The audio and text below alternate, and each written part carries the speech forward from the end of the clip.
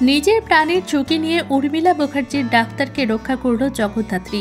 কে মারতে চাই এই ডাক্তারকে? জি বাংলার আরেক জনপ্রিয় ধারাবাহিকের মধ্যে রয়েছে জগদ্ধাত্রী।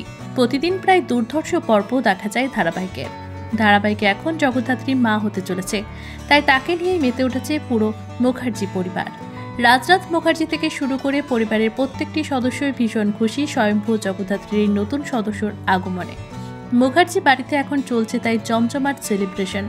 জগদ্ধাত্রীকে ঘিরে এক সুন্দর আনন্দে মেতে উঠেছে সকলে, কিন্তু এই সুন্দর সময়ের মাঝেই ঘটে গেল এক নতুন বিপদ।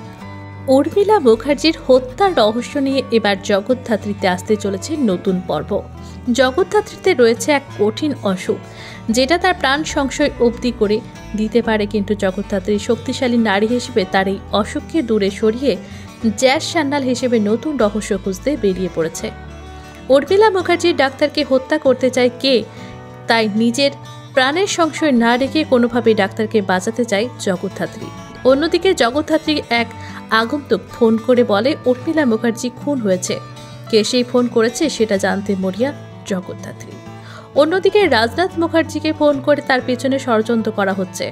তাকে জানানো হয়েছে স্বয়ম্ভু তার নিজের সন্তান নয়, উর্মিলা মুখার্জির সন্তান সে নয়। তাই রাজনাথ মুখার্জির ব্যবহার পরিবর্তন এসেছে অনেকটাই।